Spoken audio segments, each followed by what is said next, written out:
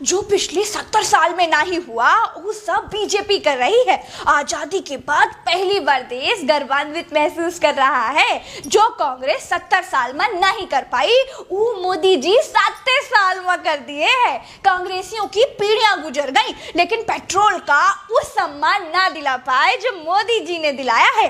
100 रुपया लीटर, आहा, ना इधर ना उधर, सीधे नई नोट निकालो और 1 लीटर भरा लो। छूटा टूटा कराने की कोई समस्या ही नहीं।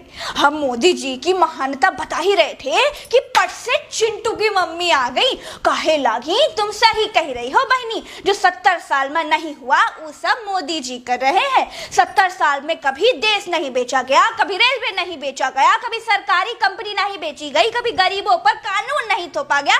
70 साल में कभी फर्जी नोटबंदी नहीं हुई, 70 साल में कभी लाल किला नहीं बेचा गया। हम कहे 70 साल में कोई लाल किला पर कब्जा भी नहीं किया, 70 साल में कभी कोई सड़क पर कील भी नहीं गाड़ा था। हम कहे ये सब छोड़ो, बरमाइन के हाल बताओ। पूरे मोहल्ले वाले कहते हैं कि देश बेच के नई वाली टाटा सफारी का सनरूफ वाला टॉप मॉडल निकलवाई है, लेकिन तेल के सैकड़ा वाले कीर्तिमान के पास मुंह फुलाई घूम रही है। चिंटू की मम्मी कहीं बीजेपी वाले बरमाइन का बहुत तकलीफ हुई, लेकिन अब न निगला जाए न उगला जाए। यह लिए पूरे मोहल्ले का बता रही है कि अगर देश की खातिर किडनियों बेचकर तेल खरीदे पड़ी तब खरीद लेंगे।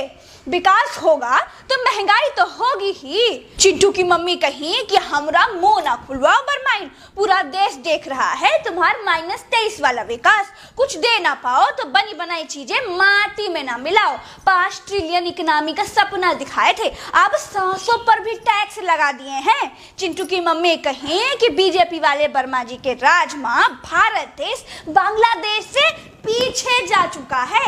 हम कहे बांग्लादेश तो पिद्दी सा देश है, हम ही का पाकिस्तान के चंगुल से छुड़ा कर बनाए थे, तो बांग्लादेश हमसे आगे कैसे निकल गया? कुछ भी बोला तो तुम। चिंटू की मम्मी फिर कहीं कि एनडीटीवी वाले छापे हैं कि बढ़ती अर्थव्यवस्था के मामले में भारत दुनिया के 193 देशन में 164 नंबर पर है।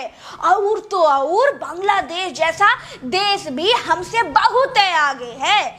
ज्यादा जानकारी चाहिए ना तो statistics.com पर चेक कर ले। चिंटू की मम्मी एक के बाद एक बरमाइन पर तीर बरसाती गई। बरमाइन झेल नहीं पाई, पूरे पंचौरे से उठी और पहली फुर्सत में निकल ली।